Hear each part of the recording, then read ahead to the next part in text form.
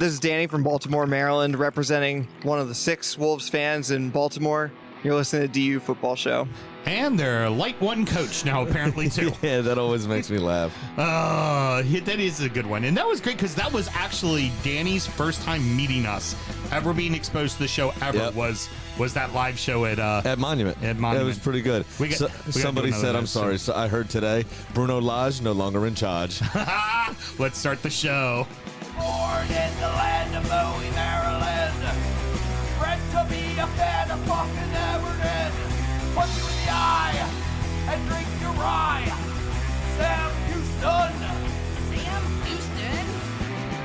Arsenal fans have another Sam. AKA the fucking Gooner Graham. Stump of a lord. Look straight in shorts. Sam Graham, hey. Sam Graham. Fucking United!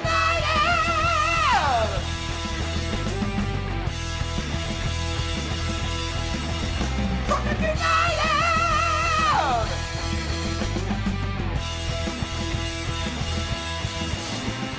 Hello and welcome to the DU Football Show, a completely biased recap of the English Premier League as told by 2 common American schmucks.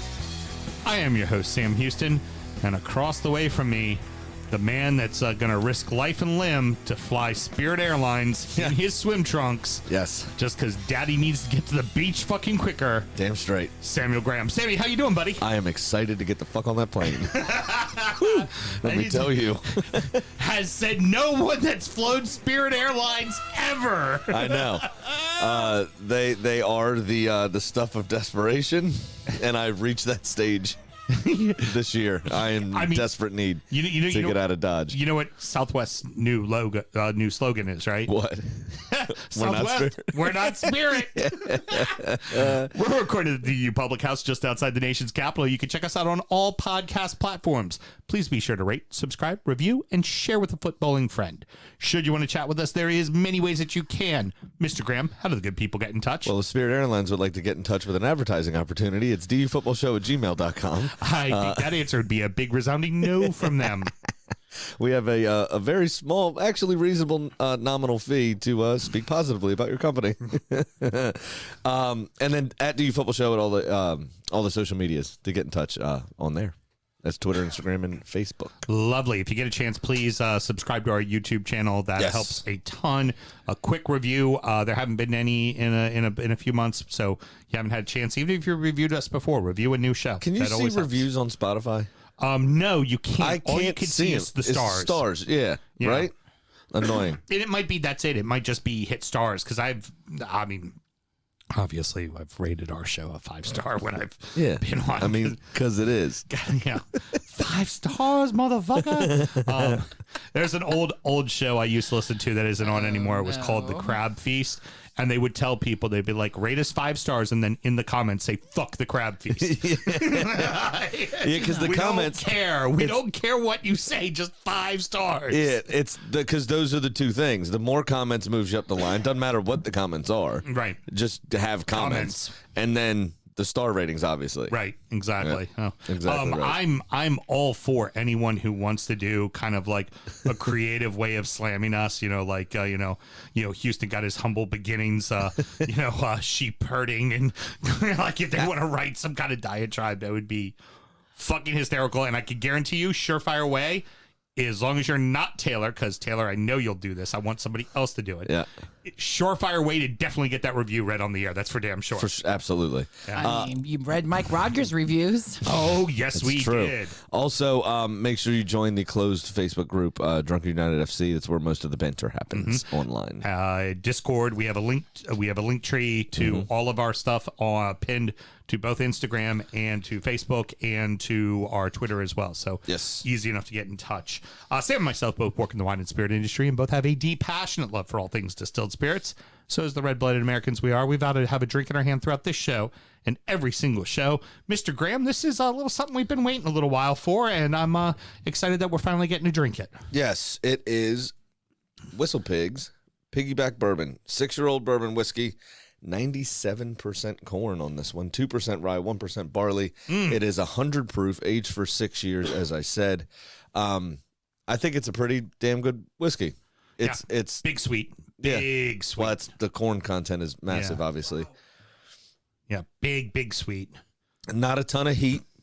For being 100 proof, yeah, not a ton. It's I was not expecting it to be that sweet. I think it's quite good. Yeah. Yeah, it's going to be perfect for a bartender. You know, that kind of, if you don't want to use Bullet, because, well, fuck Bullet. Yeah. And you wanted something that's a little more elevated. This is going to be a little more elevated. Absolutely. A little bit, for those kind of top shelf drinks, things like that. And So, you're looking between $49.99 and $54.99. that's not bad at all. Nah. Not bad one bit. Not decent. It really could be a Sunday through Thursday bottle of whiskey, if you really wanted it to be. Or Mr. Graham, his Thursday through Sunday, drinking a lot of tequila, spicy margaritas and palomas down in Cancun while he's trying to not die on Spirit Airways. Yes. That will all be happening. Okay, well, so what is something you should do every single time, Sam? Make sure you drink responsibly unless you're about to get on a plane and then fucking go nuts. Just kidding. Drink responsibly. Absolutely, yeah, because you don't want to go getting kicked off that plane, because we've been seeing a few of those videos making the rounds here lately as well. It's dangerous enough on Spirit. You don't need to be getting thrown out the side of it either. No, not when and that's kind of airline. They'd be like, okay, well, I mean, yeah, you off the plane. No, for reals. We got an airlock. You putting on the parachute and Get the fuck out. you get the fuck out. We're done now. The North London and the Manchester derbies did not disappoint. By the way, we forgot to cheers. My Oh, we apologies. did forget the cheers. Cheers, good sir. Very too. good. There you go. Both derbies did not disappoint. Both had a ton of goals, and both victors find themselves in 1 and 2 in the table. Yeah, but there's only one in first, though. Arsenal 3, Tottenham 1, Manchester City 6, Manchester United 3. Gotta say, Sam, before you get to go all you and fucking jizz everywhere, the first half of the North London derby, for an outsider's perspective, turned out exactly like every other North London derby. Mm-hmm. Your guys, it was a lot of build up and a lot of opportunity, and then you finally get a goal, and it's a gorgeous goal at that. And then you pseudo fuck it off / Tottenham takes advantage of an opportunity and ties it up. Yep. I mean that is textbook what your derbies are all the time. Yeah, all the time. And then the second half happened. Well, what a game, honestly. It was end-to-end stuff. Both teams had chances. I think Arsenal were in control of the game for most of it. But Tottenham did create themselves some chances. Now, their final pass, their crossing was not up to their normal standard, and that was helpful, obviously. Right. Yeah. But Ramsdale was forced into 2 or 3 fantastic saves, and he did make them, which proved to be the difference.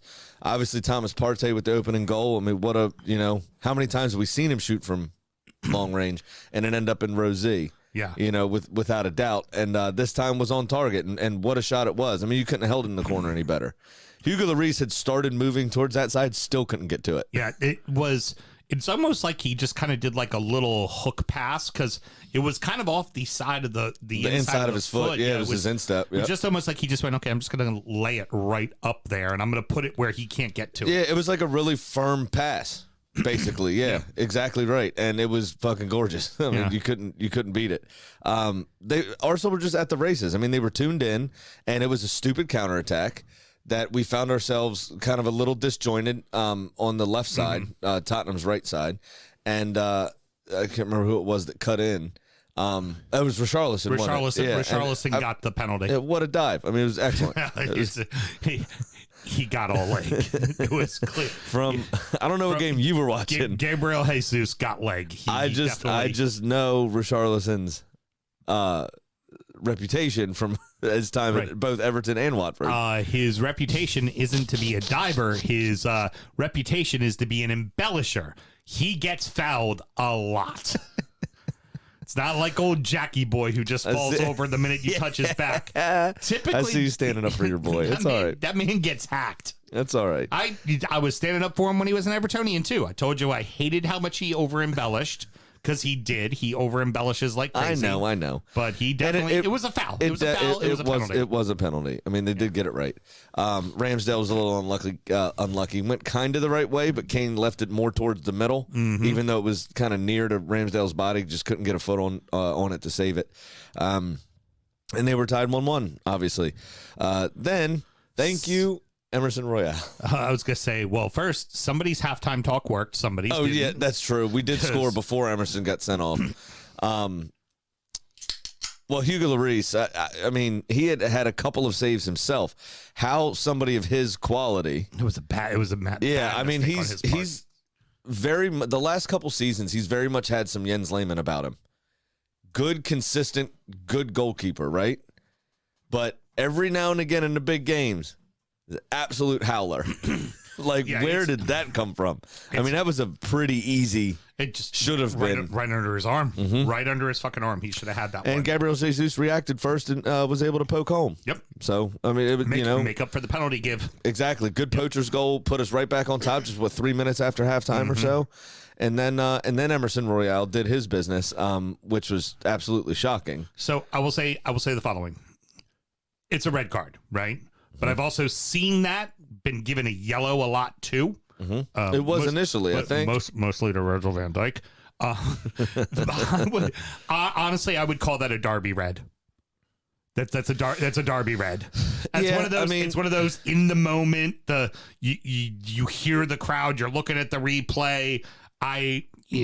Because I like, and you can agree that gets given a yellow a lot too. It does get given a red. It should be a red because you're stamping on the plant foot. I mean, honestly, if he had gone in any harder, he could have snapped his leg. Oh yeah, no. And again, this isn't me like trying to goat you or anything like that.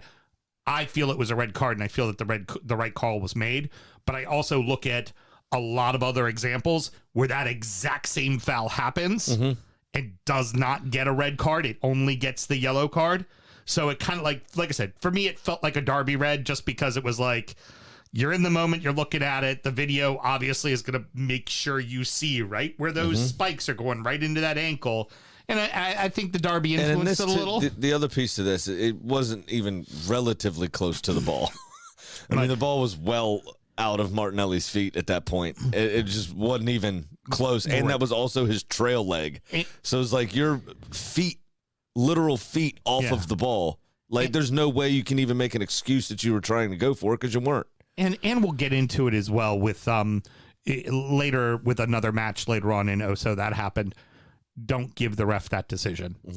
Don't give him that decision. If you don't want the worst possible outcome, don't put yourself in a scenario in which worst possible outcome can happen, and that's exactly what happened. 100%. And that absolutely contributed to Arsenal's third.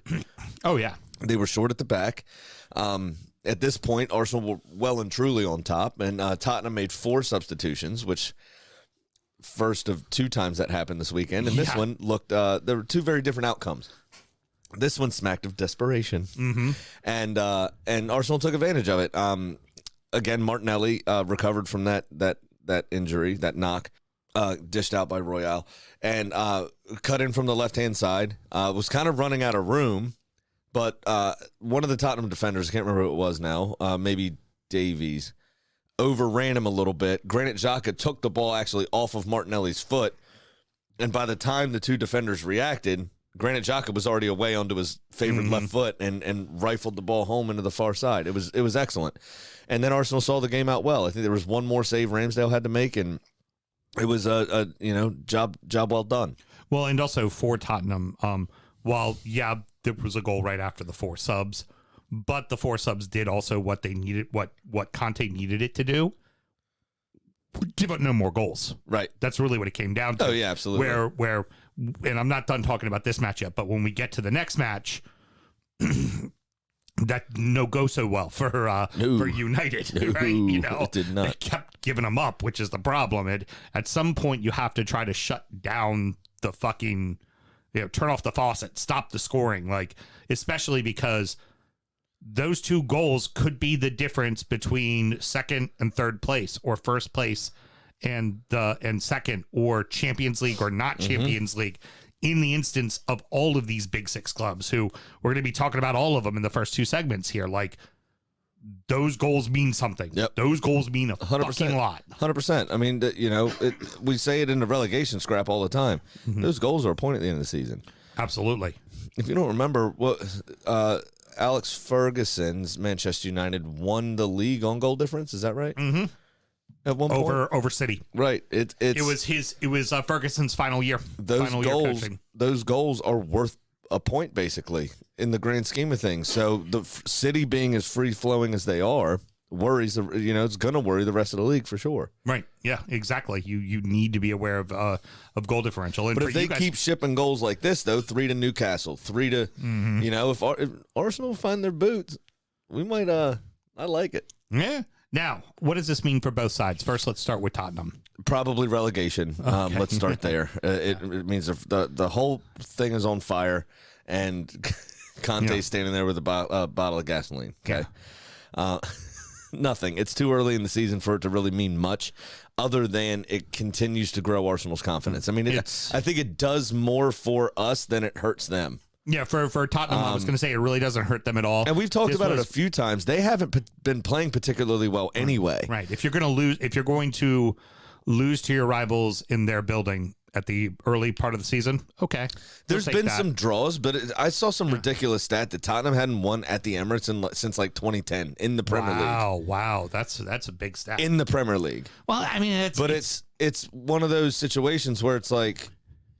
But then we consistently go to their place and lose as well, Precisely. Yeah, and especially the last couple of seasons. So they feel like, we'll just get them when we get it back, and it'll be a wash. It'll be a wash, right? No big deal. We'll get them in our building. So I think, like I said, but in the position we are with as young as our team is and everything else, I think it does more for us in galvanizing and firming up the commitment to each other and the team spirit. Mm-hmm. It does more for us than it does hurt Tottenham. We talked about this last week, and I'll just go ahead and say it again. You're sitting there, and your assistant is holding a clipboard, and that's another big fucking check mark. Yep. That's beat a top 6 side, beat a rival at home. Boom. Big. Yep. If you're going down the checklist of this team improving and this team battling for a title, that's a big fucking check. Mm-hmm.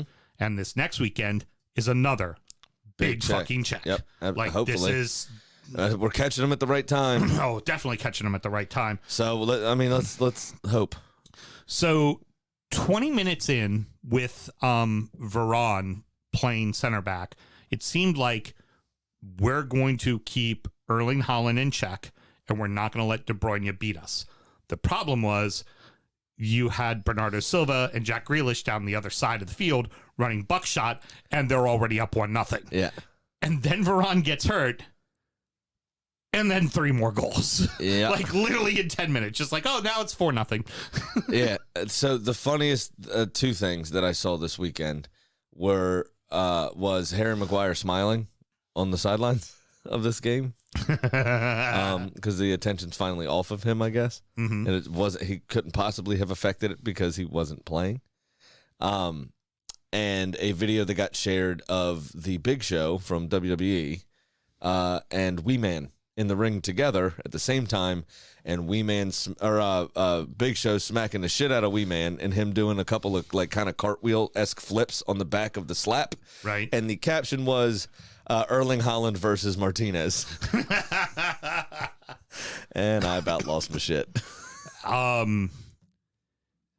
3 hat tricks for 3 home games in a fucking row. In a row. 3 hat tricks, tying Ronaldo's 3 hat tricks that he has in the Premier League as well.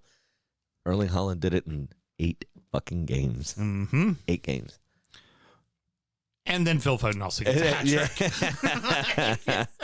Yeah, and Phil Foden's the near post goal, actually, out of the lot of them, I think was probably the best goal of the bunch. Oh, and 2 of Foden's assists? To Haaland. Yeah. And Haaland got an assist for his, too. Yeah. One of his. Yeah. It was brilliant. And, City were on it. To the point where they literally gave up on 75 minutes. The 4 substitutions was like a training game, right? Like a training situation. They brought on all 4 people at once, and the standard dropped. Ederson 2 or 3 times kicked the ball out of bounds from goal kicks. Right. I haven't seen him do that in 2 years. Yeah. Yeah. They just literally fucking gave up because they were being too good. I'm giggling. I'm assuming it's Taylor in the chat said, Graham is here for teams that make 4 substitution at once. And that was 10 minutes ago. Yeah, because it happened twice and it's never happened before. Like, it was awesome. It was like a friendly. It was great.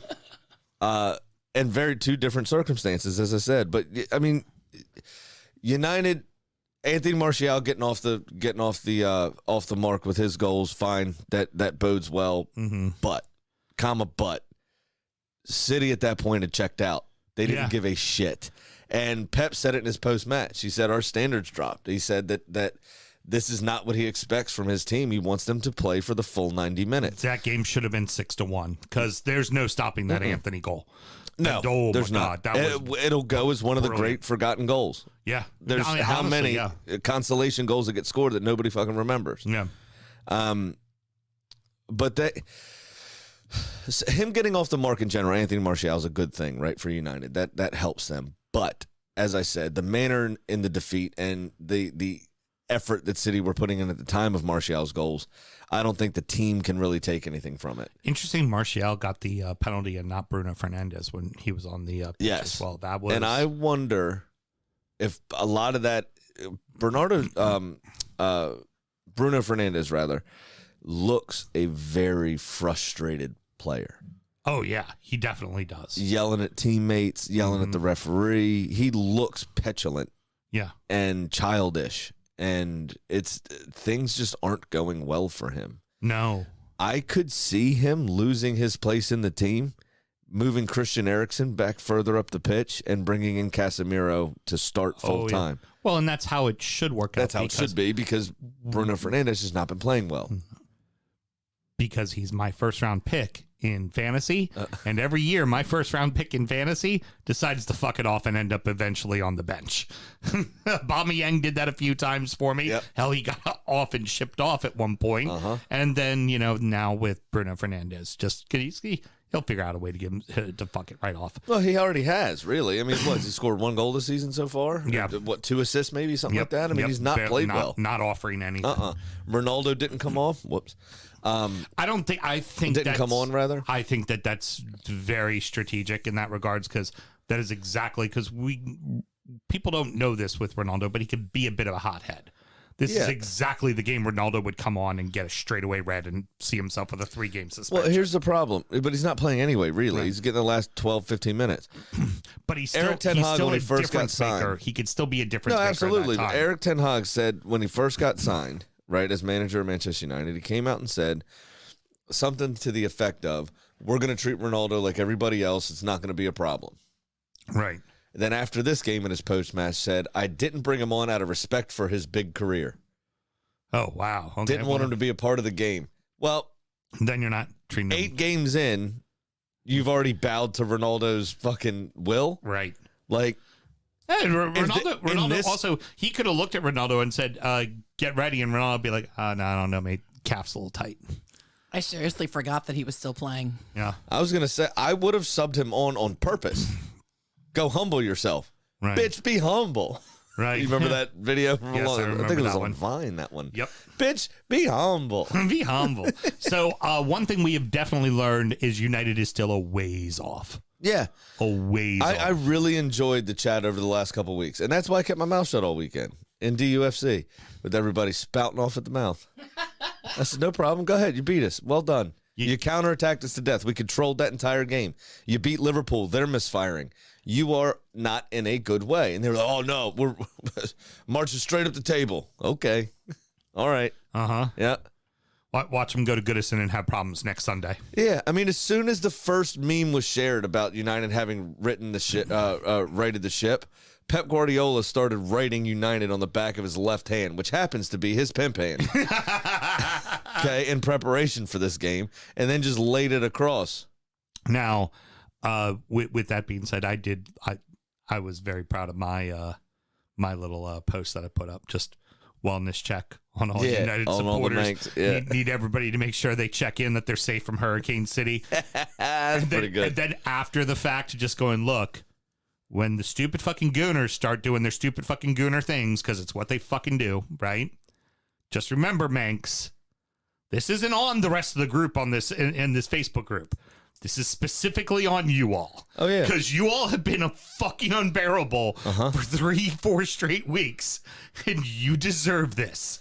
This is what you deserve. I gave them nothing over the weekend on purpose. I just let them stew on it. And tonight, as I'm laying in bed, I'm gonna just start putting everything up. It's gonna be quick fire. Now, all of that being said, Mr. Graham, I'm gonna leave you with one final thought, and I know you're not gonna like to hear this. City's the team to fucking beat, hands down, without a doubt. The table doesn't lie, sir. Okay, we are the team to beat still. Yeah, and you got real fuck lucky now that you're getting them both games right after the World Cup. That is fucking huge. That is fucking monster now. That being said, I never wish for a player to get injured. You know that. I've always said that. But without an injury, I do think City will beat us for sure. I think it'll be a lot closer than it has been in years past. But I think they are better than us for sure in terms of just overall quality. But that being said, what I am worried about really is fatigue, right? So all of our players play for their countries. All of City's players play for their countries.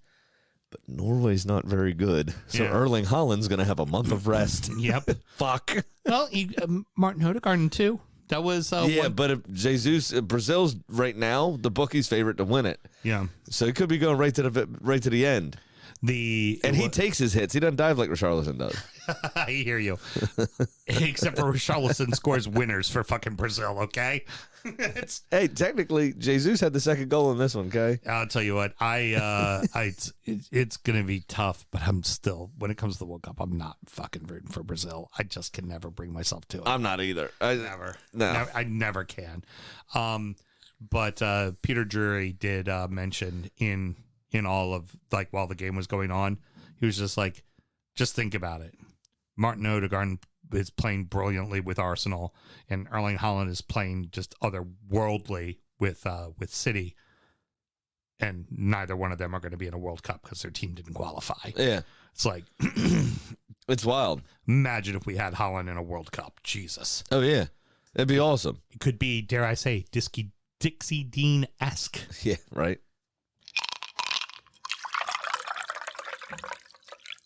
The two other Big Six clubs both got points, but neither was easy, and they may already be slipping away from the title. Liverpool 3, Brighton 3, Chelsea 2, Palace 1. Trossard with the hat trick, and honestly, before that game was 2-1, it should have been 4-0. Yeah, absolutely. What's good for Brighton is that they obviously haven't missed a beat since Graham Potter left. Yeah, that was the big worry. The coach they have now, his name escapes me, came from Shakhtar Donetsk, and obviously the situation in Ukraine kind of forced him out prematurely because he did have a pretty good project going there, right? And he's ended up here. What was I heard in his post match? He said something about it was asked a question about, like, what kind of coach are you or whatever. He said, I don't know. Like, I'm pretty sure that's not what you say in an interview. Yeah, I don't know. I'm coach. Yeah, man, the CEO of Brighton comes up. All right, well, why should we hire you? I'm brave. I don't know. Other than that, I'm not sure what to do here. Maybe get a song out of the voice. I don't know. Funny. Okay, yeah, right. Out there. It's weird. But yeah, so they didn't miss a beat. I mean, Trossard's been excellent this season. We showed glimpses of it last season and the season before. He's a very good player, but he's kind of added that killer instinct in this one. Brighton's just going, there's another 70 million we're going to make next year. Exactly. Yeah, potentially. Yeah. 100%. But it wasn't just the scoreline. Brighton matched Liverpool in just about every statistical category, essentially. Liverpool had maybe 6 or 7% more possession than Brighton did, but that was it. That was really the only discrepancy. Yeah, it looked like it at one point there when there was the own goal off a bad mistake from Sanchez, which was the only mistake he made the entire day. And hell, one of the only mistakes he's made this season. But you were like, oh, here comes the opportunistic win, the game against Newcastle for Liverpool. Yeah, they're gonna sneak away with this, and they really don't fucking. They almost did. It was that shot at the end. Sanchez dove, got a fingertips to, and turned it onto the post. It was excellent. Excellent save that. But it took Trossard just 17 minutes to get his brace. Yep. I mean, it was ridiculous stuff at the back from Liverpool. Liverpool, the easy answer is to say Trent Alexander-Arnold because he's the right wing that you all. I mean, well, it's also kind of the correct answer. Also, that first goal, like Trossard just turned him the other way, and you just see him slotting it in the back of the net, and there's Trent Alexander on his knees after just having his ankles literally twisted. But it ain't just him. Van Dijk does not look good right now. He is making the third goal is on Van Dijk. Yep. Not looking good. Their defense looks like shit right now. Yeah, and they also got very lucky with one of their goals. Mm-hmm. I mean, Mo Salah, it looked like a pass, I guess. It looked like he meant to do it, but Firmino had to make up a boatload of ground to get to that ball. The ball was not struck very well. He almost got beat to it by a Brighton defender, but he gathered it, got his feet well, and slotted home. Yeah, and Mo was a hair on sides. Like, just a hair the other way was very close. But it looked like a miss kick to me. Yeah. It looked like it went where he wanted it to go, but there's no way he meant it to be that slow dribbler like that. I mean, that what we used to call hospital balls. Yeah. If somebody got a bug in their ass and decided to go for that, Firmino's doing a front flip before he hits the ground. You know what I mean? All right, so 2 questions for you. The first one's not listed, but I want to go ahead and say it. Brighton good enough to make Europe? I think eventually over the course of the season, it's going to catch up to them. But they're playing like they are right now. Yeah, they really are. But their problem has never been starting well or ending well. Their problem has been that 6-month slide in the middle of the table. Yeah, exactly. In the middle of the calendar. January. Yeah, exactly. Basically Boxing Day forward until the middle of March, they shit the bed. So let's see if this manager can stop them from doing so. And then the next thing, when or if is Liverpool going to get it right? Because they're a fucking mess right now. I'm starting to worry for Klopp's job.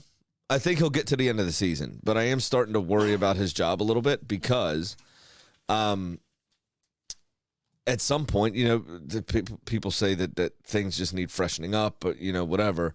Sometimes people's ideas stop getting through to the players. Some managers' ideas just stop getting through to the players. They're just tired of it.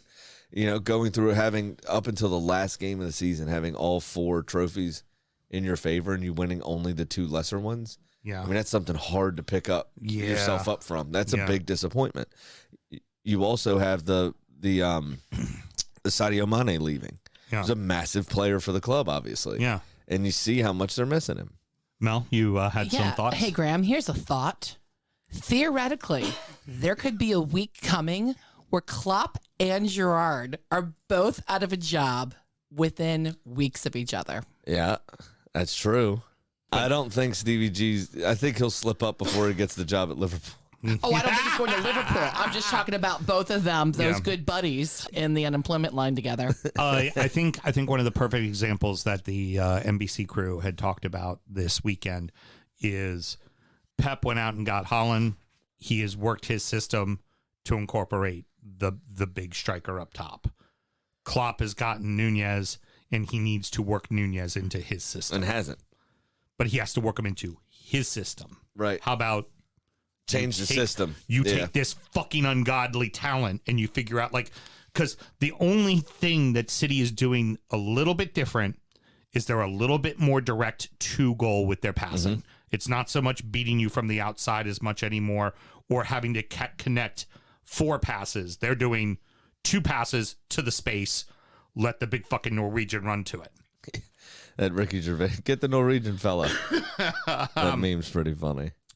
So moving on to the next one. Potter now finally first Premier match with Chelsea. But Palace take an early lead and really took it to Chelsea at home. They did. Edouard got the opener after just 7.5 minutes. It was a tidy finish despite him having a stretch for it, but it was a fantastic cross from Ayew. It was a great run between 2 defenders. Neither one of them could catch them. I think Palace should feel hard done here because Thiago Silva should have been sent off. Don't disagree. I do not disagree. I think that was if he did not swat that ball away, Edouard was in. Mm-hmm. Period. Or as a whoever it was. And that should be that's a straight denial red. of a clear goal scoring opportunity. That should be a straight red. Again, VAR makes up the excuse it wants to make up. It doesn't. It is not fair. It's not being handled fairly. The badge means more than the foul, and it's no different than when there was no VAR. Right. Because if there was no VAR, a ref also would have figured out a way to let that one slide. Yeah. But if it was on the other end of the pitch, a red would have been shown. Probably. Just how it works. So here's the beautiful. Chelsea had a few chances, though, also. Oh, yeah. I mean, they weren't out of the game by any stretch, but they couldn't manage to keep a lot of them on target, and Guaita did have himself a pretty decent day. Chelsea looked like a team that was figuring out its manager and a manager that's figuring out his team. And that's going to happen. But the problem is when you're one of the big clubs vying for Champions League, that window is short. You got to figure each other out real fucking quick. Yep. Real fucking quick. Now, here was the kind of heartwarming story. Conor Gallagher comes on, standing ovation from everybody at Selhurst Park. The Palace supporters, and it was really beautiful. And then he kicked him right in the fucking ding-ding. Yes, he did. Right in the old ding-ding. Obviously. Scores the game winner in extra time. Now he, of course, classy, just no celebration. His whole team surrounded him and hugged him, so he didn't even have to be seen. But, oh my God, your player of the year last year. Yeah, I had very successful loan spell there, obviously, and then everybody's showing their appreciation. Yeah, like the love fest. Like, it's Connor. We love fucking Connor. Fuck you. Yeah. Fuck you. I guarantee you, I can already give you the play-by-play in Narnia with Brad. Of course. Yeah. Of course he would fucking do. Of course he would do that. It was a decent strike as well. I mean, it was a very good goal. There was a couple of really good goals this weekend. I don't think anything's going to top Miggy's, but there was a fair few great goals. Yeah. Same kind of question that I just asked about Liverpool. Is Chelsea going to get it together this season? Do we think they're going to figure it out? I mean, I do. I thought it was interesting. Koulibaly didn't start. You figure Graham Potter coming in, new manager to the club, obviously. Everybody kind of has a clean slate, and Chelsea spent a boatload of money on him in the summer. I'm surprised that he didn't. I mean, maybe there's something going on in training. Maybe there's an attitude issue. I don't know what it is, but he was even starting to be dropped by Thomas Tuchel before he left. Yeah, Koulibaly wasn't starting here, in a lot of games. Well, that red card didn't help either. No, I mean, it was a dumb move, but at the same token, with as much money was spent on him and the reputation he came with, you figure you give him a chance. But they didn't. Final question, we end the segment. If only one of these two teams, Liverpool or Chelsea, gets into Champions League, which one is it? Ooh, I think Liverpool are better equipped to right the ship than Chelsea are. All right, fair. I tend to agree, but I also ask that question because in reality, only one of those two teams are going to be in Champions League. I would tend to agree with that. Running out the rest of the league, and so that happened.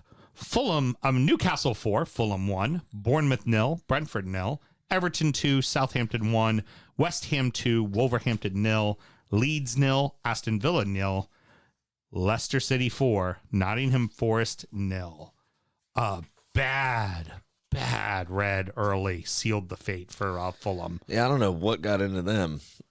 Not very Fulhamish, was it? No. It was a bad tackle. And Newcastle's getting healthy at the right time. Yeah. It was sorry for your luck, fucking Fulham. Yeah, no shit. I mean, Newcastle looks so much more dangerous with a tip to the spear that can actually do something. Yeah. Oh, yeah. Full offense to Chris Wood. Yeah. But with Callum Wilson up there, and Isak even in the first couple of games he played, they've looked a much more dangerous prospect.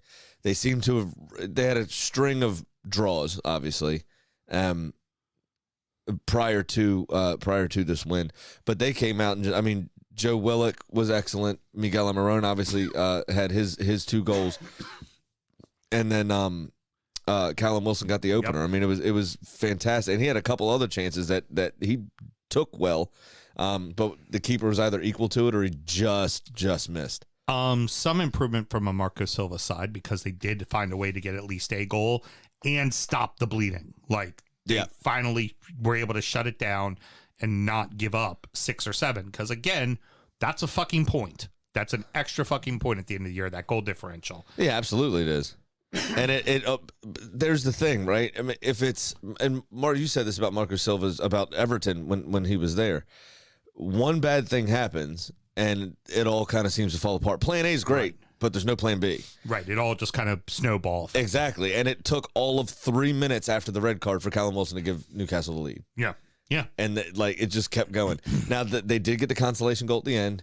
There's a good run. It was a good cross. It was a good header.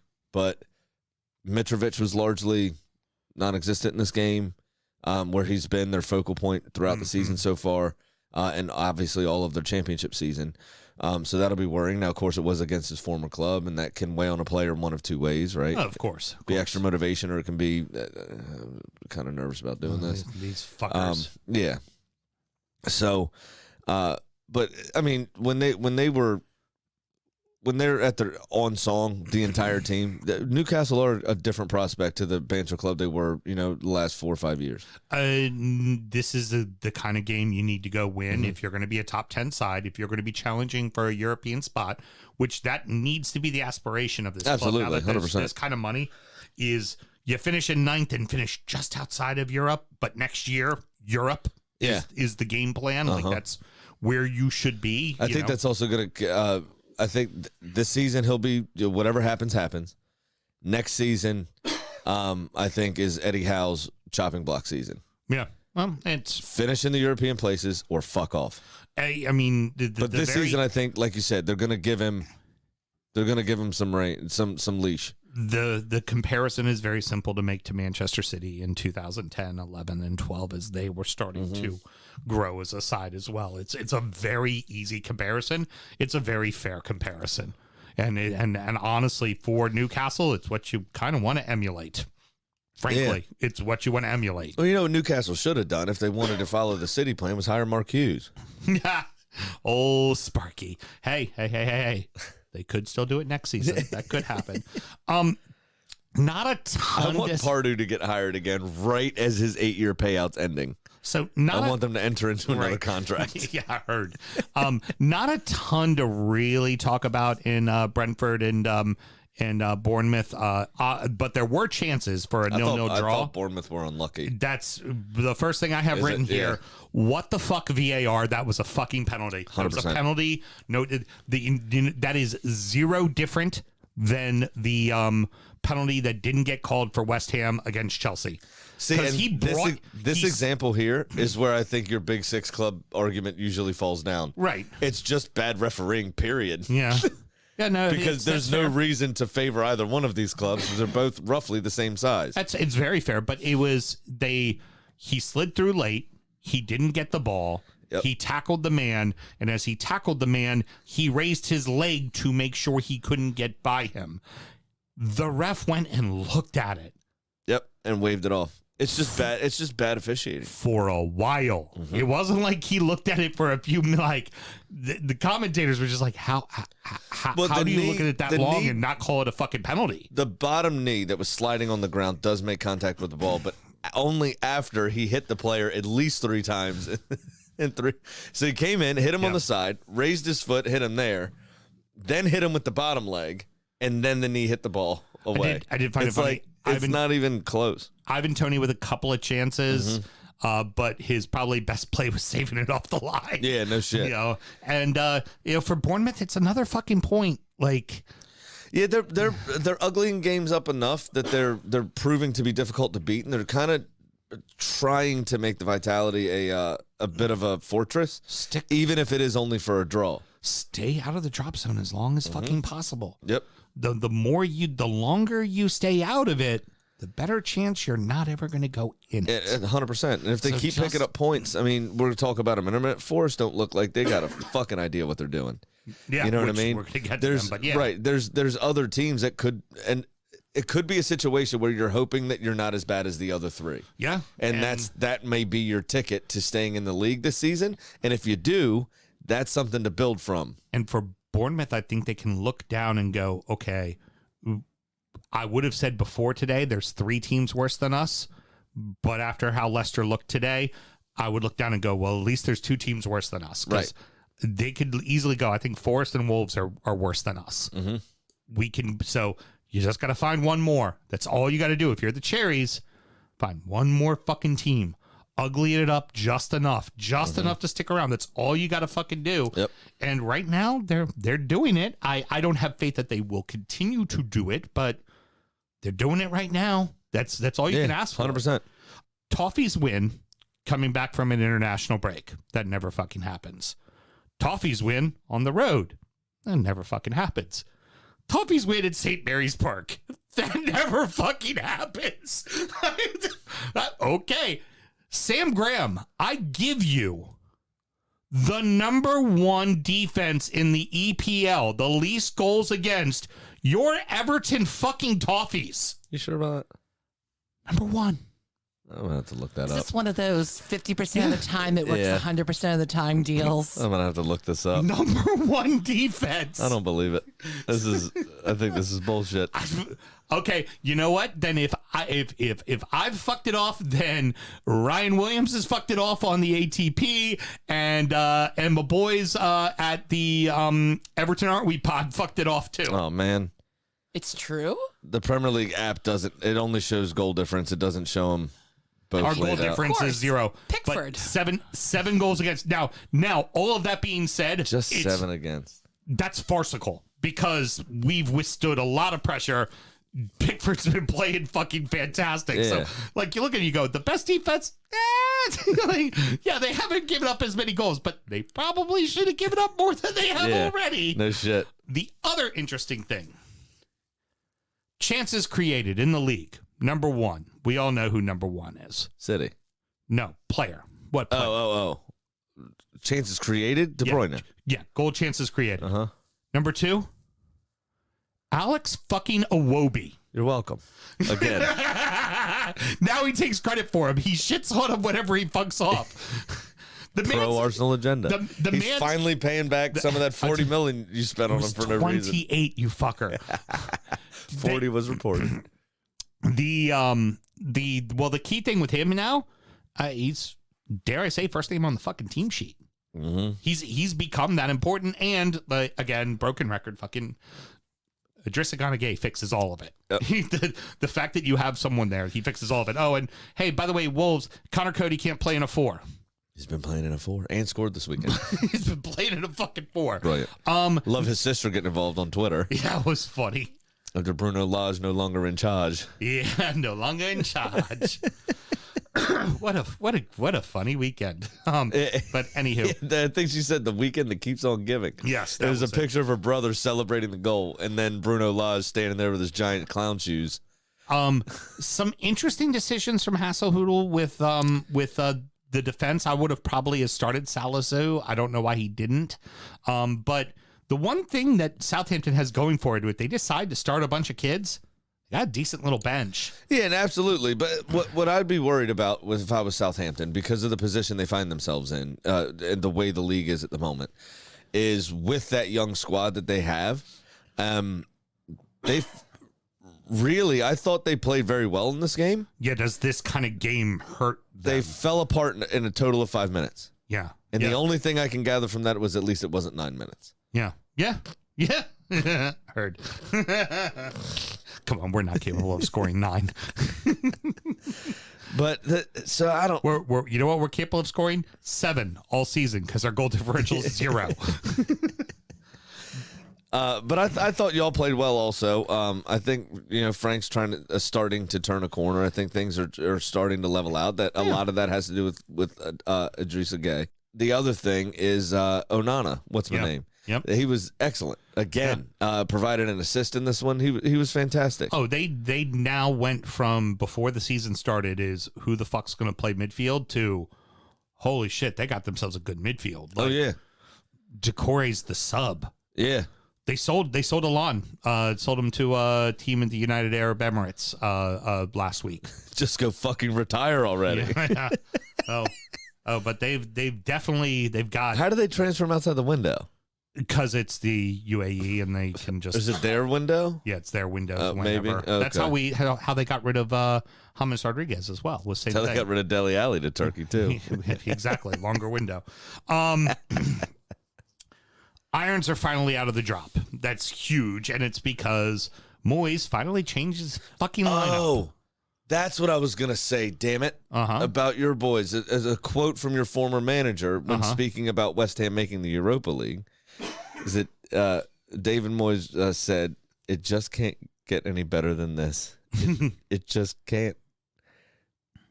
One, that's not true. There's another competition you could have qualified for, right? Well, two but actually. Just the way in which you described everything that happened with this game just made me think of him saying that, and it coming out of your mouth. Okay, it just can't get any better than this. It just can't. 14th or 11th or whatever you are. It just can't. Hey, I'm looking for comfortable Flying mid-table. High. Yeah, I am Keith Kern, man. Solidly mid-table. That Flying is what I'm high looking for. at 11th. Yeah, Irons finally out of the drop. Get a second win. First goal for Skamaka. Hell of a goal too. Yeah, it was a decent goal. Good strike. Celebrations could use some work from him. That was pretty bland for a very tattooed Italian. I want to see something a little bit more special. A little more style. Yeah, right? please. Yeah. What are you doing? Wolves actually did control the ball for large parts of the game, though. And that, I think, would worry West Ham. They have the players to do it. Because West Ham aren't really a counterattacking team. Mm-hmm. West Ham are weird because they do have a couple of pacey players, but they tend to try to control the ball as much as they can. But Wolves had the ball. Wolves did everything they could, but there's no tip to the spear. Yeah. There's no front man. And they bought Diego. Well, they just got him in on a free after he hadn't played for 18 months, and then only gave him 30 minutes. And he actually looked decent. The goal, unlucky. It was ruled offside. I think could have changed a few things. And Jared Bowen did very well to win that game for West Ham, to seal that game for West Ham rather. But I don't know what somebody's going to do to Wolves to fix it, as I don't think a 36-year-old Diego Costa, 37-year-old Diego Costa, whatever he is now, is the answer to their striker issue. I wonder. Here's what I wonder, and it's weird because Bruno Lage was more of an offensive-minded coach. That is almost kind of like what Rafa did to Everton last year. He's almost crippled them to the point it's like, well, I mean, they've had their legs bashed in with a hammer. How do we expect them to ever fucking walk again? Like, it just doesn't feel right. It feels like even if they bring in, I don't have confidence that those guys are it's gonna click. And the sad part is, there's a fuck ton of talent on that team. I think part of the problem is a team that is or dare I say, one of those too good to go down kind of teams. They spent $100 million in the summer on basically attacking players. One of the guys they bought the summer prior, they loaned out to Genk or somebody in Belgium. Yep. And the players that are there that are still there are mainly Nuno's players. Mm-hmm. They spent a boatload of that $100 million though on a striker that did get hurt in preseason and has not featured yet. Fine. Right. But well, no, he got hurt in 30 seconds of play. Whatever. Yeah. Essentially preseason then. Yeah. But my point is most of those players that are consistently playing are Nuno type players, and that was a much more defensive / counterattacking style than Bruno Lage wanted to play. But he's used the same players, has not adapted his system, and asked them to play a totally different way than what they've been doing for 3-4 years that have made them so successful. Here's a dumb thought. Do you bring back fucking Nuno? Nah. I think his stock is gone. I think they feel betrayed. I think a lot of there's bad blood there. Okay. Fair enough. Yes. I'm sorry, you know who's been linked with it? Julian Lopetegui, the Spain coach that got fired 2 days before the World Cup. Him. 2018. Yeah. Yeah, that'll go swimmingly well. Can't wait. I love the fact that they've loaded the team with Portuguese players, and now they're bringing in somebody in that speaks Spanish. Yeah, that'll go over real well. It's going to be great. That's hysterical. Yeah. You know what? Feisty game out of both Leeds and Villa. Were you talking about that random UFC match in the middle of the fucking Premier League game week? It was a little pushy shovey. Pushy shovey. My favorite move was, I don't know, some Leeds fucker had gotten the ball and they had some momentum and gotten through everybody, and then Tyrone Mings shove. Yeah. And then just grins at the referee and he starts shit talking. And I looked at Nicole and I was like, look, he's back to his hijinks. No better way to kill a momentum than shove. What a stupid fucking second yellow card. What an idiot. You're on a yellow. Yeah. Don't give the ref the decision. This Listen. is what I talked about earlier. Do not give him a decision to make. Listen. That is the dumbest fucking thing. I am not here, right, for bullying. I'm not here for hazing. I really don't have a lot of time for a lot of those things. If I was on that team, I'd have duct taped him to a bench. I'd have put a bar of soap in a fucking pillowcase, and I'd have beat the shit out of him. Go on Private Pile. Come here, Pile. I mean, not that Are it you helped dumb as him. shit, Private Pile? Not that it helped him much. We still couldn't score. And then the commentators then too said with it was like, well, I mean, that could have just used a talking to. No, it's a second fucking yellow and you're off. Like now, that is a bullshit. Like now don't fucking do that. Here's the caveat though. Here's the asterisk I would say. Mm-hmm. Do you remember at Soccer Dome? This is at our level, right? Yeah. Where to stop the gamesmanship, they had to announce we are giving a yellow card straight away if you infringe on a free kick from within the 5 steps or whatever. Yep. In this case, obviously in the Premier League, 10 yards. Right. Prior to that, though, you had to ask for your distance. Right. The Villa players did not ask for any distance. They just tried to play quickly. Right. Now, he did have a chance. He should have been able to move properly, but what player runs back to exactly 10 yards and stands? He also did the frog leg. I know. But I'm saying my caveat to with the talking to side, just devil's advocate, because it is a yellow card. It's supposed to be a yellow card, at least. It's not always given. But the caveat, I would say, is the villains did not ask for their space. So I can understand the argument of that could have done with a talking to. It was also the first attempted time wasting of the game, period. You always give a talking to first for that. Goalkeeper holds on too long, takes ages over a goal kick. They always get spoken to first before a yellow card. And I still say don't give the ref. I'm just saying you're giving the ref a decision to make, and a yellow card is the right decision. Yeah, I'm not saying that's wrong. I'm saying I'm just playing devil's advocate for the announcers that are saying. Fair enough. So I do understand that part of the argument, but it's so fucking stupid. I'd have beat the shit out. I would have Roy Keane fucking taken my boots off and slapped him across the face with my studs if he got sent off for that dumbass shit. And I was on that team. Good little match for Meslier. Ollie Watkins is in a hard way on trying to score, man. Hard way. Good last 70 minutes for Meslier. Yeah. The first 20 were atrocious. Yeah. Misjudging the flight of balls. Things were dropping in the box that should have never been. He shouldn't even have gone for. And that was what I was going to say to Mel is if you all didn't score in that first 20 minutes, it was always going to be 0-0. Yeah. I got that feeling. As soon as he made that first really good save, it was like he switched back on. Yeah, Villa's going to find it difficult now. Yeah. And did you see Batman made an appearance? Yes, I did. Oh, I did. Luke Ayling with his broken nose face shield thing. Oh, was that what it is? I know. It was all blacked out. Yeah, it looks like Batman. I'm Batman.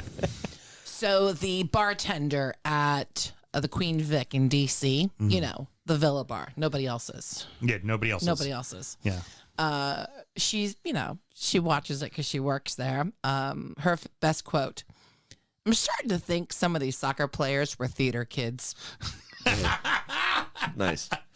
Yeah, I mean, it's no different than taking honestly, it's no different than taking a charge in basketball. Most of that's fake, right? You know what I'm saying? You sell it. You try to sell the referee on it. It's gamesmanship. I get that. And now to the final match. It's just the rolling all the way to KFC like Neymar did in the last World Cup. That's fucking ridiculous. Right. Like that kind of shit.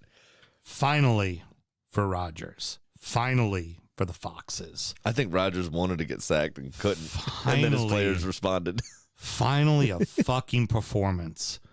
James Madison wants to go to Qatar, doesn't he? Yeah, he does. Talking about a game of inches, because Awoni, if that ball doesn't hit the pipe and goes in, and it's 1-0, fucking Forest, yeah, that's a completely different match. It could be, Leicester. for sure. But Leicester, they get that goal, and then 10 minutes later, it's 3-0. But excuse me, that was weird. There is nothing in that Forest performance that suggests to me that they are going to stay up the season.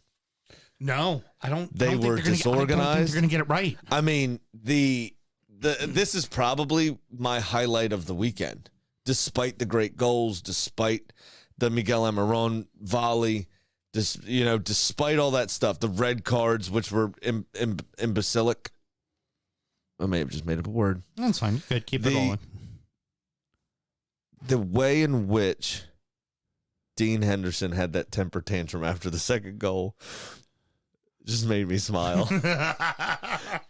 It was a fantastic Harvey Barnes goal, cutting in from the left after receiving a ball back from Jamie Vardy, who was as casual as could be, and both chasing the ball down and passing it to Harvey Barnes.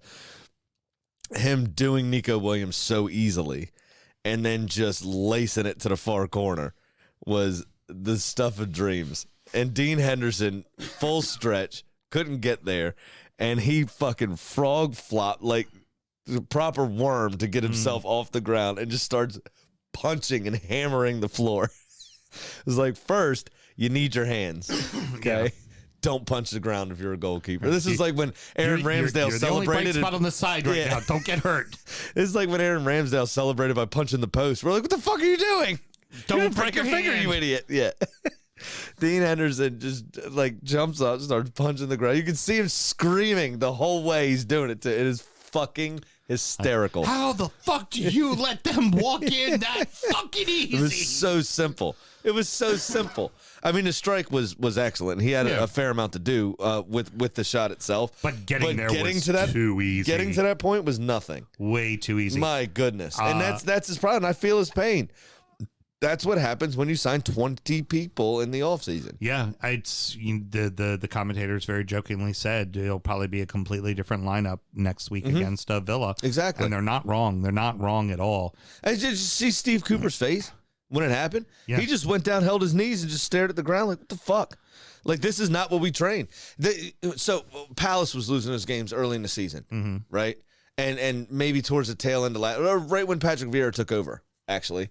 They were losing a fair amount of games. You could see what they were training on because obvious shortcomings in Roy Hodgson's setup, Patrick Vieira, like they were trying to get better at those things, right? Yeah, they were at doing the beginning better. Of last season, you saw them lose games, and you're like, yeah, but this was better than the week before. Right. That was better than the week before that. And right. It's getting like you could see it. You don't see that at all with Forest. At all. I have no idea what they're training. It honestly, it just looks like they're going in and watching Harry Potter movies. So, a few thoughts here.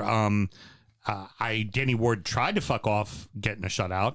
Multiple times. I know. He tried his best to fuck off. He better fucking revel in this. This will be the only clean sheet he gets the entire season. And you know what? He wasn't the worst Leicester goalkeeper this weekend.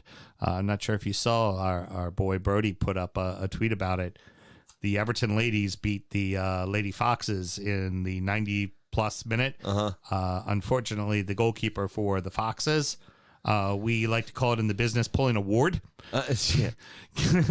Went out for the ball, kind of hit her like right on both of the hands, like on the palms, both of the hands, and redirected itself back towards the goal because it was gonna go wide. Nice, love seeing that. That's brilliant. Not good at all. Yeah, that's Ward really did want to fuck off the shutout. He's terrible. He's the worst goalkeeper this league's ever seen. Sure money. All right, ladies and gentlemen, this is Shore Money. This is where we give you our bets of the week to better inform you on your bets of the week and make sure that you win some motherfucking money. Mm-hmm. If you can't sense the sarcasm in that intro, that is your problem, not ours. We are not responsible for your bad choices. I'm down $700. Sammy, how are you doing? Well, Nunez did not play, which means Nunez could not score, which means it's a push. I'm now 1-6. I should have 2 other bets, right? But I have 2 pushes, so I like to consider those draws. So I'm yeah. Leaving even is the new up. 1-5. I'm 1-2 and 5. Maybe we can get Netflix to pick that up. What do you think? Even is the new up instead of orange is the new black. So, and it's just me, Pat, and Sam all tired and shit with like luggage bags under our eyes at the sports book at 6 a.m. So with our 3rd cup of coffee. I am still down just a mere $249. Big Sam's Lock of the Week. For the 3rd week in a row, Mr. Graham, I tell you that 16.666667% of the time works 100% of the time. Stupid. And then occasionally you get a few pushes, which is nice as well. I'm going to take a 2-game parlay with a couple of favorites. Is that even a parlay, though? Yeah, it is. I'm going to take City to beat Southampton and Tottenham to beat Brighton at plus 181. I just want to kind of keep digging out of the hole while I watch you go in the other direction. So That's fine. I'm going to do the same thing we do every year. I'm gonna hit your 10-game parlay. I'm going to hit a 5 or 6 game parlay around March, win, and then do sensible shit until the end of the season. Except for the 2 times so far that you've lost to me. Yeah, that happens. And now, it's time for our degenerate gambling friend, Pat's Pick of the Week. Hey, buddy. Hey, how's it going? Not bad. How are you? Can't complain. Good. Hey, Rainy weekend. Kurt Cousins did perfectly fine in prime time. They got the win. I mean, but did he? No, he didn't. I mean, it came in overtime. You know what I mean? They still covered the 2.5. It was up to 4 by game time. So, no shit. you know, if you put a late bet in, then on New Orleans with +4, you would have won. But yeah, no, I'm happy about that Green Bay game yesterday. That was the game of the weekend for me. Pat, wrong football again, bud. I know. I'm sorry. Okay, let's get on track here.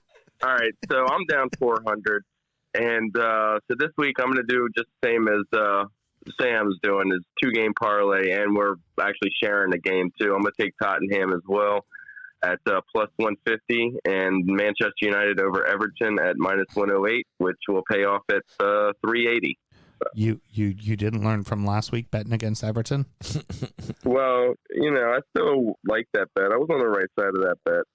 You know what was to happen was Everton would have lost that game, and then Manchester United would have had a draw or something against Man City. So whatever, it is what it's just the way this year's going, anyways. Heard. For everything that I bet on. So you know, it'll turn around. Christmas is around the corner, right? Yeah, hopefully your kids have something under the tree. let's hope so. Has anything else been going on, dude? Everything okay? I feel like I didn't give you the respect you deserved last week, so I'll give you a little extra airtime. No, it's all good. I was actually recovering from COVID last week, too, so I was still got a cough from it, too, about 2 weeks now. Damn. But, yeah, everything else going good. Can't complain. All right, good. You know, looking forward to, I don't know, fall, October, beer. You don't let them riff. Don't let them riff. Stick to the script, man. Stick to the script. Fall. It's what works well, It's man. not even the weather. It's the season. Sam, looking forward to look. I know it's your segment. Fall. I know it's your segment now, but I'm just telling you, tried and true system. Let the boys stick to the script. I know. Last week I was like, "Hey, thanks, great, see you, bye," because you were rushing me. Yeah, that was better. Make sure he feels included. That's all. No, that was better last week. All right, well, then see you, fucker. Thanks, dude. We appreciate it as always. All right, take it easy. All right. Bye. All right. I was stung by the bees again, which is what my Dort Spirect Cup of Losers says, and I wrote it in orange-colored pencil, so you can't really see it. Brilliant. now I'm down $700, as I said before. This week is City over Southampton. Pretty much guaranteed. A draw between Leicester and Bournemouth, I think. Simply to make this game interesting. Okay. Okay. All right. Bournemouth have been resolute at the back in the last few weeks, since Scotty Parker got fired. And Leicester haven't had problems scoring goals, but I think they might against Bournemouth.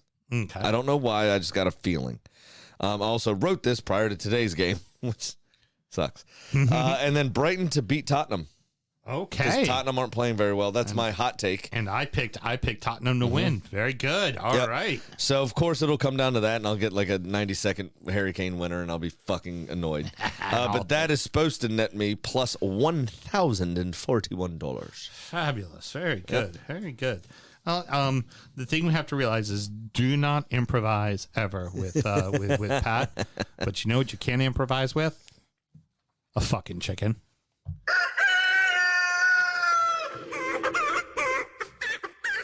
Well, Kitty hit with City's massive derby win and sits at 4-3. So this time, I gave Kitty Newcastle hosting Brentford. Now, Kitty showed me her new book. Did you guys know she published a book? Published? Wow. Very accomplished. It's called Working It Out, How to Handle Conflict Within the Workplace. Oh. Now, she brocked an expert, where she worked with Lee Bauer. An excerpt? That's what I said. You said an expert. Well, she is an expert. Okay, She is very an good. expert who brocked an excerpt from her latest book. Again, stick to the script. Don't let's not I was going to improvise. say, wait, time out from this whole thing. You said we can always improvise with a chick is literally You did the say only that. part of the show that's scripted. Literally the only part of the show that's scripted. I said the chicken, not the reader. So she worked with Lee Bauer and Kieran Dreyer to iron out the bad feelings from their double red card ejection against Villa back in 2005. Lee Bowyer and Kieran Dyer. That joke was written for one person and one person only, and it fucking landed. You're welcome, Mr. Graham. I love it. I'll see if she can come in here next week and work with you two. Now, seeing how she worked things out with those guys whose names I won't repeat because you already know who they are, clearly, she is seeing Newcastle working it out this weekend over Brentford. Working it out, settling disputes in the workplace. Available now on Amazon and wherever you get your fine books. Did you read the forward in the book? No, what did it say? Oh, it was really good. It said, always remember to gamble legally and responsibly. Championship corner! I've fallen and I can't get up. Oh, no. That was a stellar assist by me, by the way. That was not bad. When she needs to hit it off the post, that was me just leading that. That was Vardy casually running down the sidelines and passing it to Parks. Yeah, no shit.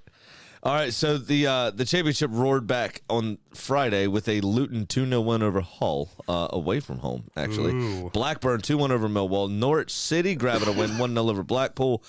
QPR still doing well, 2-1 over Bristol City. Burnley stuttering a little bit, 1-1 against Cardiff. Coventry 1-0 over Borough, kind of righting some of the wrongs prior to the international break. Reading 3-1 over Huddersfield. Wigan getting a rare win here, 2-0 over Rotherham. Birmingham City and Sheffield United were 1-1. Sunderland and Preston 0-0. I'm sure that was an impressive game. Steve Bruce lost by the nice crispy outer of a sausage roll, 3-2 to Swansea. And then on Sunday, Watford took it to Stoke 4-0. I guess they can do it on a rainy Sunday in Stoke. That leaves your table looking like Sheffield United on top, 24 points from 11 games. Everyone actually is on 11 games except for Wigan and Rotherham, and then Coventry's only got 8. Huddersfield's only got 10. So everybody else is on 11. Sheffield United with 24 points in first. Norwich in second with 23 points. Reading in third, 21. Burnley falling to fourth on 18 points. QPR actually level with points with Burnley, behind just 3 goals on goal differential, 18 points as well. Blackburn Rovers in 6th place, rounding out the playoff spots. with an 18-pointer as well, -1 goal differential there. And then your outside chances, you got Watford, Sunderland, Luton, Wigan, and Swansea, all within 3 points of those playoff spots. Excellent. Very, very good. Well, that's going to wrap it up, boys and girls. Sammy, any parting words? Yeah, there's a few. Okay. There was a report released today. Keep it at home first, I think. There was a report released today, the Haynes report, that showed systemic widespread abuse throughout the WSL and women's soccer in pretty much every level of the game. Oh.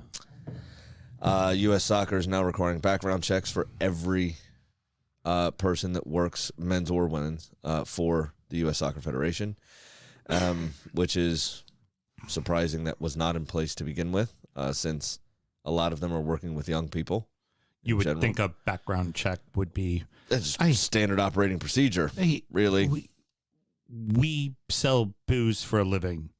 We have background checks, yeah. Have a background check. Now, work with kids, you got it. So that's sad to see and hear. And disgusting, really. It's a 300-some-odd page report, I think. I read the first maybe 6 paragraphs and pretty fucking disgusted. One day, it's about all I really want to read. Yeah, it's bad. Kind of shit that as a father makes you want to fucking especially punch 2 someone. girls. Yeah, and why I coach my kids' teams. That's why I'm involved. I turned my video back on so everybody could see my surprise face. Yeah. Unfortunate. It's just don't be a cunt. It's not that hard. Not hard at all. It's just back. It's a very simple motto. It's disgusting. And then the other one is, I believe, is in either Malaysia or the Philippines. Indonesia. Thank you. And it was over that side of the world. There was a riot in a stadium, and at least 174 people are dead. Fuck. That number keeps getting bigger and bigger. Yeah, it does. It's bad news. I'm not exactly sure what set the riot off, but don't riot if you can in an enclosed space with nowhere to go. Also, apparently, most of those deaths were tramplings. Yeah.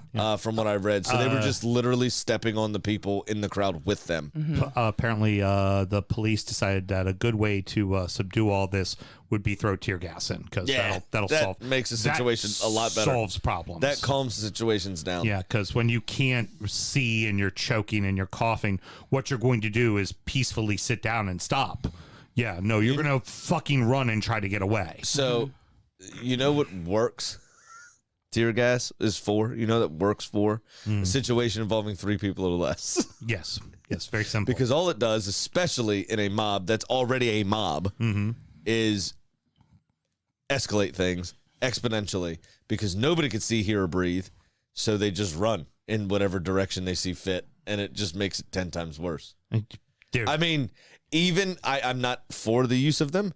Even a water cannon is a better situation than tear gas in that sort of environment. A beanbag gun, you get the shields, you line up a wall, and you saw it. Unfortunately, we saw it all throughout the pandemic when there was riots in cities over George Floyd. It was the police would make a wall and just walk them back. I mean, that wasn't everything they did, but yes, walk them back. But there's certain things that you do. There's ways to subdue a crowd. Yeah. There's also ways to just release that tension. Don't engage. They did that in Baltimore. Yeah. Don't engage. Damage would have been 10 times worse had they also been fighting the police. Yeah, exactly. Right? Terrible. And that's what you're trying to avoid. Sorry. No, you're fine. I do have something fun that I can end you guys with. Please. Yeah. End us with. I didn't discover this. Christian discovered that last week, one of the teams in Wrexham's league is, you ready? Dorking Wanderers. Dorking Wanderers. Dorking Wanderer. I'd love to give them a good dorking. As God, what was the Johnny Dangerously, the old movie from the 80s? I was born in the 80s. Well, yes, I know. Hey, Taylor's fucking mule kicking and fist bumping right now. Mule kicking. The guy, he was dorking. The movie was PG, and he never says fucking. He says farking. Like, so it's like Yeah. These farking people. This is farking war, right? And farking bastages. It's based kind of a gangster movie, so like they have like the spinning newspaper and boop, and it's this is farking war across the front of it. So that's funny. Dorking Wanderers. That's anything that sounds like the word fuck, I'm always a fan of. So yeah. Dorking Wanderers. So they're just wandering around the fort, dorking things. That's pretty good. That's pretty good. I think I'll probably leave my shit there then, because I did have a final thought on the Malaysian thing, or Indonesian thing, but forget it. Excellent. All good. Thank you so much for joining us, everybody. Next up is Injury Time. We're going to discuss the beers that we were drinking. We're going to check in on our adopted clubs. A little something fun about fantasy. There'll be a very interesting stat that I'm going to give you in my loss this week that was kind of funny, that you will very much appreciate. All right. And you can find that how, Mr. Graham? Very easily, actually. Patreon.com/DUFootballShow. Just spit a ton right at the camera, and I saw it fly out. That was nasty. Excuse me. Patreon.com/DUFootballShow. And sign up to our $1 tier. Excellent. Very good. And you'll get all the extra stuff. Everybody that joined us live, thank you so much. It means a lot. Appreciate it. Give a quick share to your friends, and we'll talk to you all next week. Good night. Born in the land of Bowie, Maryland. Bred to be a fan of fucking Everton. Punch you in the eye and drink your rye. Sam Houston. Sam Houston? Arsenal fans have another Sam. AKA the fucking Gooner Graham. Stump of a lord. Look straight in shorts. Sam Graham, hey. Sam Graham. Brooklyn United!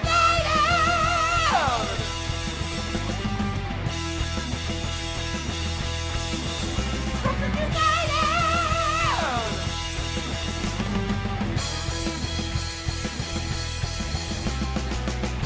Hit the fucking mute button!